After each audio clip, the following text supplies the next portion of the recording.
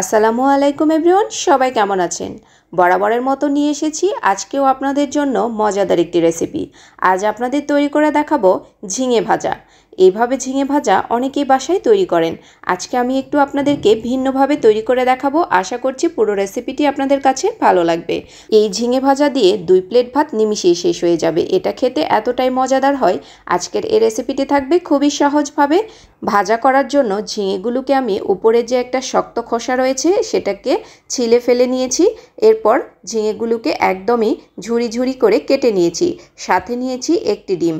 এখন আমি এটাকে রান্না করব। তো তার জন্য চুলায় একটি প্যান বসিয়ে নিয়েছি, এর মধ্যে কিছুটা তেল দিয়ে নিয়েছি।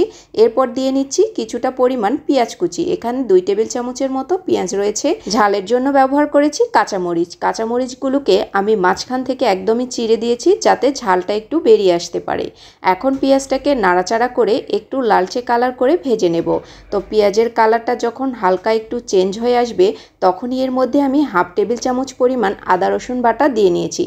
এখন এটাকে আরও 1 মিনিটের মতো পেঁয়াজের সাথে রান্না করে নেব যাতে আদা রসুন বাটার কাঁচা গন্ধটা একদমই চলে যায়। এরপর দিয়ে নিচ্ছি ঝিঙেগুলোকে।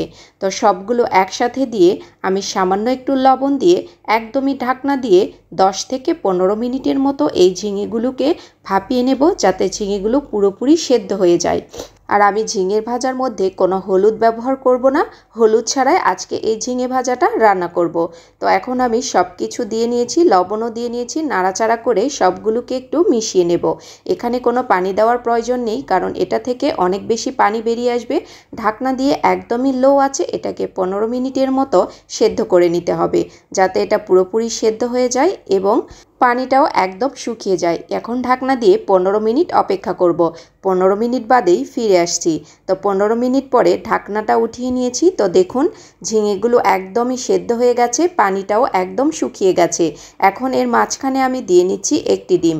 তো এই পর্যায়ে ডিমটা দিয়ে নিচ্ছি। চুলো জালটাকে মিডিয়ামে রেখে ডিমটাকে নাড়াচাড়া করে ঝিঙেগুলোর সাথে ভালো করে মিশিয়ে নিতে হবে। আর এভাবে ঝিঙে ভাজা করলে গরম গরম ভাত অথবা রুটি যে কোনো কিছুর সাথে খেতে অনেক বেশি ভালো লাগে। তো আপনারা যারা যারা বাসায় তৈরি করেছেন তারা তো জানেনই, আর যারা তৈরি করেননি অবশ্যই বাসায় এভাবে একবার এই ঝিঙে ভাজার রেসিপিটি ট্রাই করে দেখবেন। তো সবগুলো নাড়াচাড়া করে ডিমের সাথে আরও কিছুক্ষণ মিশিয়ে নেব। তো এটা আরও কিছুটা কালার চেঞ্জ হবে।